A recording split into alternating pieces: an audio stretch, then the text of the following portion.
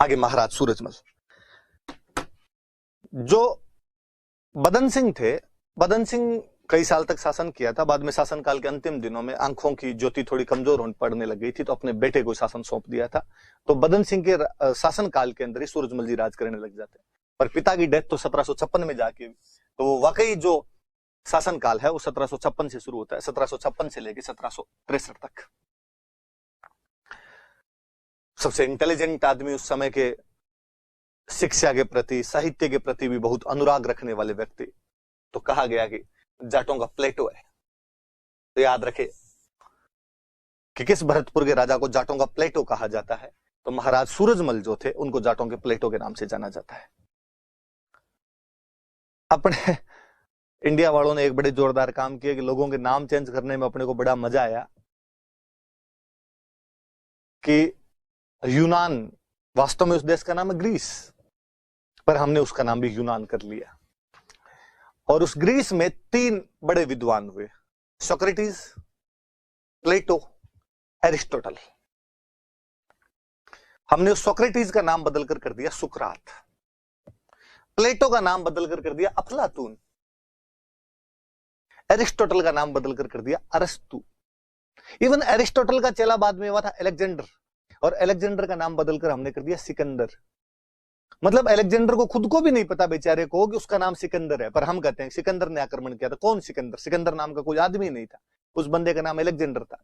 पर अपने ऐसे बोलने में यूं मजे आते। ईरान के एक राजा था डेरियस, डेरियस ने हम पर आक्रमण किया। डेरियस का नाम तो बड़ा जोरदार निकाला हमने, दारा सिंह, दारा सिंह नाम निकाल दिया हमने। तो वो क्वीन मूवी देखना, कंगना रनावत की एक मूवी है क्वीन। कंगना रनावत अकेली हनीमून मनाने चली जाती है पेरिस, तो वहां पर उसको एक रशियन उसका दोस्त बनता है। तो उस रशियन से पूछती है कि तुम्हारा नाम क्या है? वो कहता है अलेक्जेंडर। रशियन और बेचारी ये डे बोले नहीं जाता, अपने बोलते अलेक्जेंडर, तो वो डे उनसे बोला नहीं जाता, द्रे द्रे बोलते हैं उसको, अलेक्जेंडर। तो वो कंगना वापस करती है सिकंदर, वो कहता नो नो अलेक्जेंडर। वो कहते हैं हाँ हाँ तुझे नहीं पता, तेरे को हम सिकंदर ही कहते हैं। तो वो बात है जी, तो अपने वाला नाम बिगाड़ने में थे। तो वैसे तो जाटों का प्लेटो है, पर प्लेटो को अपने अफलातून बोल देते हैं, तो जाटों का प्लेटो कहिए या जाटों का अफलातून। वाकई बहादुर आदमी थे उस समय, केवल बहादुर ही नहीं थे बल्कि उतने ही बड़े शिक्षा के प्रति, साहित्य के प्रति अनुराग रखने वाले थे, विद्वान व्यक्ति थे। इसलिए जाटों का प्लेटो कहिए, जाटों का अफलातून कहिए।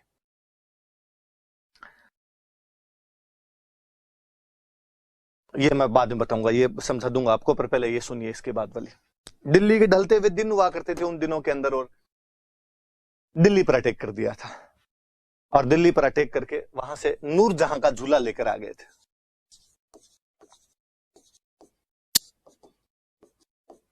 झूला समझते हो? हिंडो, हिंडो। किसी टाइम में नूरजहां वहां बैठ के उस पर झूला करते थे, सूरजमल जिनका उतारो इसको, इस पे भाई साहब अपने झूलेंगे। और डीग में इन्होंने जल महल बनवा रखे थे, तो उन डीग वाले जल महलों के अंदर ये नूरजहां का झूला लगवाया था। ये डीग वाले जल महल है। डीग को अपने जल महलों की नगरी कहा जाता है, सिटी ऑफ ब्लैक पैलेसेस। और इन डीग के जल महलों में सूरजमल जी ने नूरजहां का झूला लगवाया था, जिसके लिए कहा जाता है कि वो जो झूला है वो दिल्ली से उतार कर लाया गया था। तो याद रखना भाई कि दिल्ली पर अटैक किया था, वहां से नूरजहां का झूला उतार कर ले आए थे। 1761 में मराठों के और अहमद शाह अब्दाली के बीच में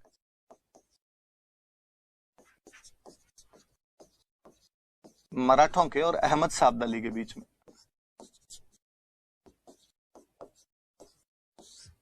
पानीपत का तीसरा युद्ध हुआ, third battle of Panipat. Surajmal ji को जब पता चला कि मराठों के और अहमद शाह अब्दाली के बीच में युद्ध हो रहा है, तो सूरजमल जी गए मराठों के पास। जाते टाइम जब वो यहां से गुजर रहे थे, तो उनको कहा कि यार मैं भी आपकी सहायता कर सकता हूं। पर मराठों के क्या है कि मराठे मुगलों के ढलते हुए दिनों में इतने ज्यादा पावरफुल हो गए थे कि जहां मर्जी आती वहां लूटपाट कर लिया करते थे। इन दिल्ली को तो मराठे कुछ समझते ही नहीं थे। किस युद्ध से थोड़े दिन पहले मराठों ने दिल्ली पर कब्जा किया था, और दिल्ली का जो दीवाने खास था लाल किले का, उसके जितनी भी सोने चांदी थी, उसके दीवारों पे चांदी लगी हुई थी, वो सब उतार के और उसके सिक्के डलवा दिए थे। तो मराठों के सामने तो दिल्ली की औकात ही एकदम यूं भौंतरी हो रखी थी। तो मराठों को लगता था यार हमसे तो कोई लड़ ही नहीं पाएगा, और वाकई हालत भी ये थी, मराठों से कोई लड़ भी नहीं पाता था। मराठे जहां जाते अगला हाथाजोड़ी करके रुपए देके वापस भेजा करता था इनको। तो मराठों को इतना घमंड था कि मराठे अपनी फौज में फौजी रखते कम, लुगाई टाबर रखते ज्यादा।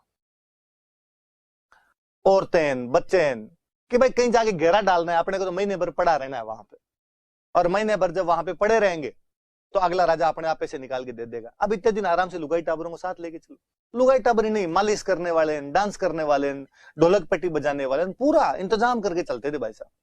सूरजमल जी ने समझा, इंटेलिजेंट बंदे थे। अरे का मूर्खों, इन लुगाई टाबरों को यहीं भरतपुर छोड़ दो, कोई बात नहीं, महाराष्ट्र नहीं छोड़ गए तो आप लोग, इनको तो यहीं छोड़ दिया जाए और आप चलो, सेना हल्की कर लो, केवल सैनिक लेके चलो, मैं और साथ चलने के लिए तैयार। पर मराठों का सेनापति हुआ करता था सदाशिवराव भाऊ। भाऊ बड़ा घमंडी आदमी था। भाऊ ने कहा अच्छा अब आप लोग बताओगे हमें कैसे लड़ना चाहिए और कैसे नहीं लड़ना चाहिए, और हमें किसी की सहायता की आवश्यकता ही नहीं। तो सूरजमल जी ने ठीक है, तो रवाना हो यहां से, जब तेरे को सहायता ही नहीं चाहिए तो भाऊ यहां से अकेला गया। उस पानीपत के तीसरे युद्ध के अंदर अब्दाली मराठों को बहुत ढंग से हरा देता है।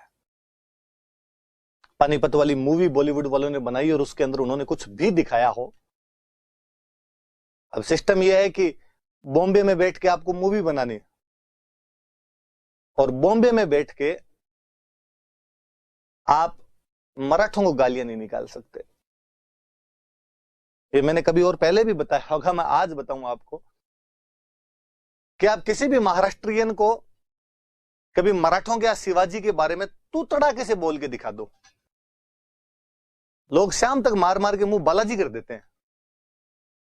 महाराज छत्रपति शिवाजी बोला जाए, कौन बनेगा करोड़पति में अमिताभ बच्चन ने 4 ऑप्शन में शिवाजी ऑप्शन दे दिया था। इस बात पे माफी मंगवा दी थी उन्होंने पूरे चैनल को।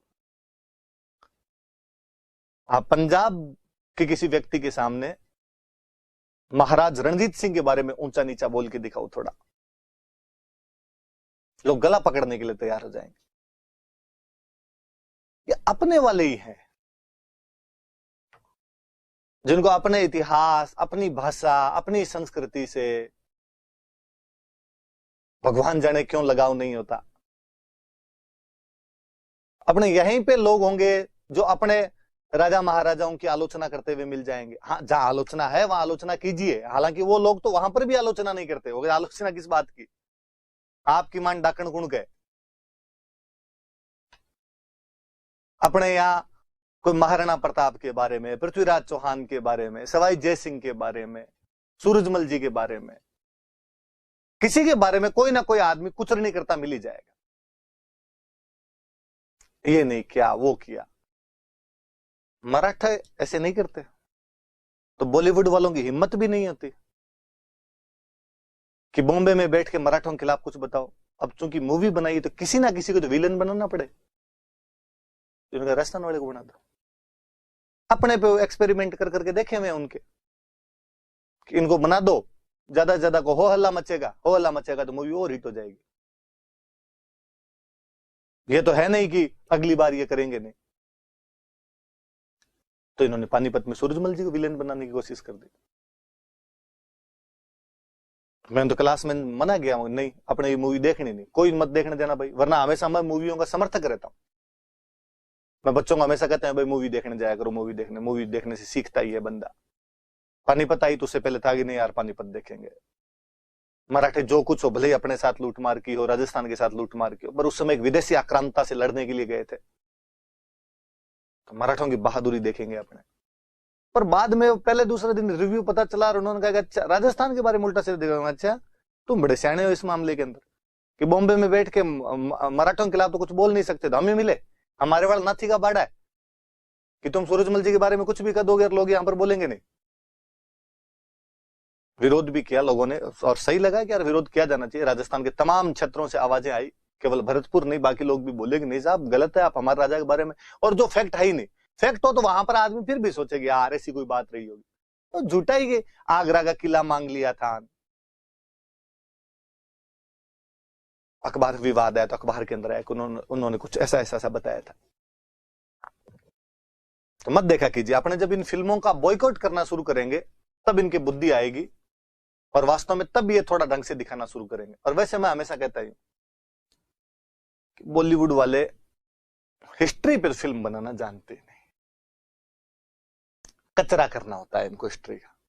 इनको केवल नाच गाने दिखाने आते हैं, जो हिस्ट्री की मूवी में भी नाच गाने दिखा देते हैं।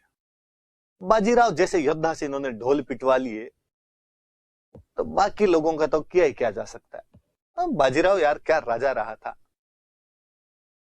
उस मूवी में बापड़े को, बाजीराव को यूं दिखाया खिलौने जैसा कोई।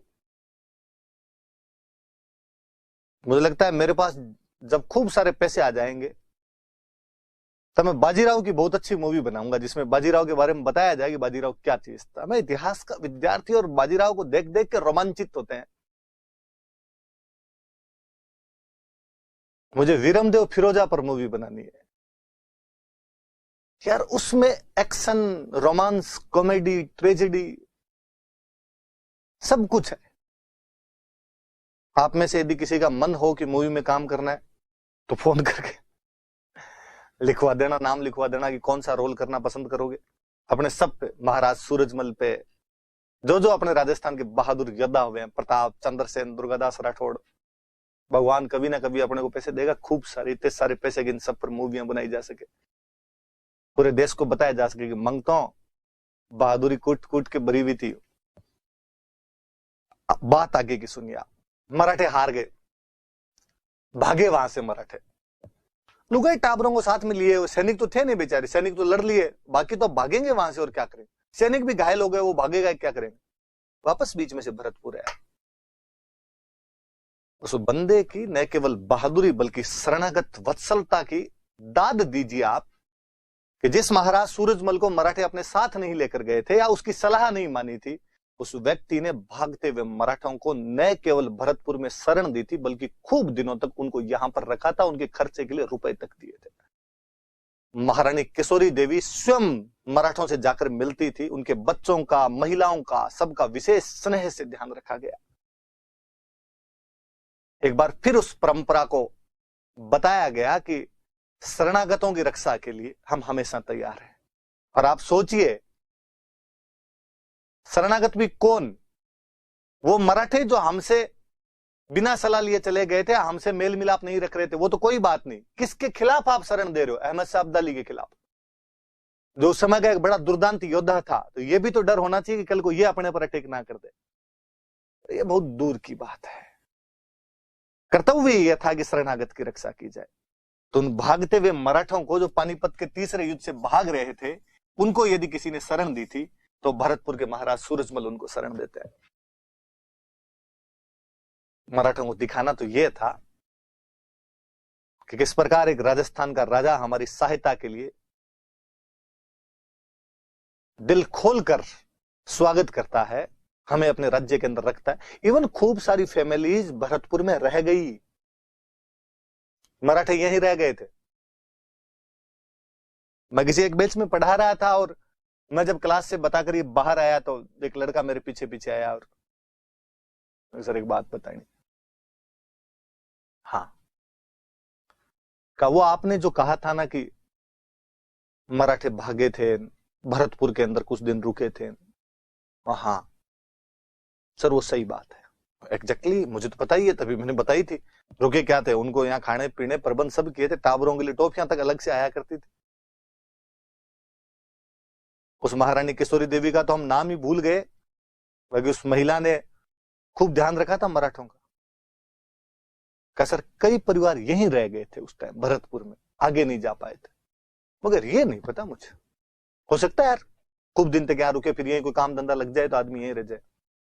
अच्छा ऐसा भी हुआ था क्या? तुम्हें कैसे पता? उसने कहा मेरा परिवार है, मैं मराठा हूं सर।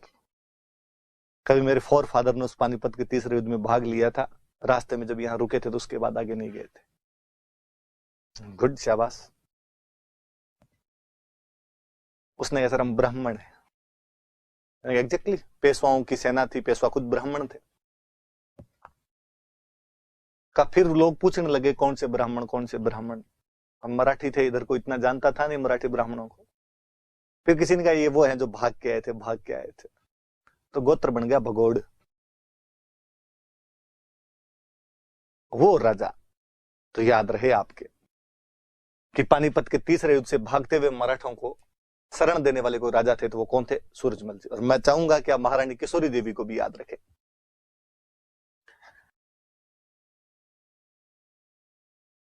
और थोड़ी सी और बातें बताता हूं मैं। भरतपुर का किला इन्हीं के टाइम में बनवाया गया था।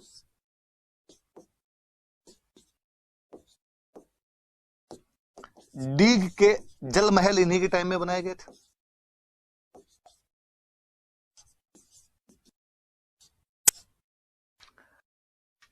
इंटेलिजेंट बंदे थे, एग्रीकल्चर में खूब सारे सुधार करवाए थे। भरतपुर जैसी छोटी सी रियासत जिसका जन्म ही ठीक उस राजा के पिता के समय हुआ था, पदन सिंह के समय हुआ था। कहते हैं कि उसकी इनकम 1,75,00,000 रुपए थी। याद रखना भाई, एक बार क्वेश्चन पूछा हुआ कि एनसीईआरटी की बुक के अंदर लिखा हुआ ऐसा कि सूरजमल के समय भरतपुर की इनकम बढ़कर कितनी हो गई थी, तो 1,75,00,000 रुपए इनकम हो गई थी। याद रखना इस बात को आप थोड़ा सा। प्रशासनिक सुधार करवाए, यह बात तो मुझे और बड़ी जोरदार लगती है। एडमिनिस्ट्रेटिव रिफॉर्म्स करवाए, प्रशासनिक सुधार करवाए, एडमिनिस्ट्रेटिव रिफॉर्म्स। पहले क्या होता था कि अक्सर एक ये भी हुआ करता था कि जिस वंश का राज्य है उसी वंश के लोग ज्यादातर नौकरियों के अंदर हुआ करते थे। राजा अपने भाई भतीजों को नौकरियों में रखता था। महाराज सूरजमल ने इस भेदभाव को भी समाप्त किया। उन्होंने प्रत्येक जाति धर्म के लोगों को अपने प्रशासन में शामिल किया था। या मैं एग्जैक्टली इसको और बोलूं तो योग्यता के आधार पर लोगों को प्रशासन में शामिल किया, या मैं इसको इंग्लिश में बोलूं तो मेरिट बेस्ड ब्यूरोक्रेसी बनाई थी। मेरी ब्यूरोक्रेसी में वो लोग आएंगे जो मेरिटोरियस है। इसमें जाति धर्म लिंग के आधार पर किसी भी प्रकार का भेदभाव नहीं किया जा सकता है। तो याद रखना सारी बातें। कृषि में सुधार किया, भरतपुर की इनकम 1,75,00,000 तक हो गई थी। प्रशासनिक सुधार किए, योग्यता के आधार पर लोगों को लेना शुरू किया था। मेरिट बेस्ड ब्यूरोक्रेसी बनाई थी। भरतपुर में किला बनवाया था, डीग के जल महल बनवाए थे। इंटेलिजेंट होने की वजह से उनको जाटों का प्लेटो या जाटों का अफलातून कहा जाता है। ये डीग के जल महल। दिल्ली पर आक्रमण किया, वहां से नूरजहां का झूला लेकर आए थे। भागते हुए मराठों को तीसरे पानीपत युद्ध के बाद 1761 के अंदर भरतपुर में शरण दी थी। उनके एक दरबारी विद्वान थे मंगल सिंह पुरोहित, जिन्होंने एक बुक लिखी है सुजान सम्मत विलास। सूरजमल जी को सुजान कह दिया तो बुक का नाम है सुजान सम्मत विलास।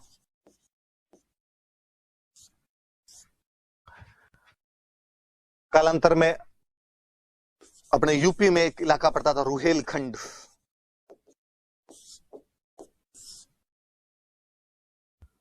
रुहेले अफगानों का राज्य था, इसलिए रुहेलखंड कहलाता है। यहां का एक अफगान नेता था नजीब खान। उस नजीब खान के साथ युद्ध में लड़ते हुए वीरगति को प्राप्त हुए थे। वो भी कहते हैं कि युद्ध से वापस लौट रहे थे। हिंडन नदी पड़ती है वहां पर, तो हिंडन नदी के पास में मराठे कहीं वो अफगान कहीं घात लगा के बैठे हुए थे। अचानक अंधेरे के अंदर उन लोगों ने अटैक कर दिया था, उसके अंदर वो मार देते। कहते हैं जब नजीब खान के पास समाचार पहुंचाया गया कि सूरजमल को मार दिया गया है, नजीब खान को विश्वास नहीं। उसने कहा ना ना ऐसा नहीं कर सकते तुम, वो रांगड़ तुमसे आज मरे निकल मरे। जब लाश लेके गए थे तब उसको विश्वास हुआ अपनी आंखों पे कि हाँ वाकई सूरजमल युद्ध के अंदर वीरगति को प्राप्त हो चुका है। लंबा चौड़ा डील डोल डाकी टाइप का आदमी था एकदम। तो ये महाराज सूरजमल के बारे में हमने पढ़ा। 50 शब्दों में मेंस में कोई पूछ सकते हैं तो आप लिखने की कोशिश करें।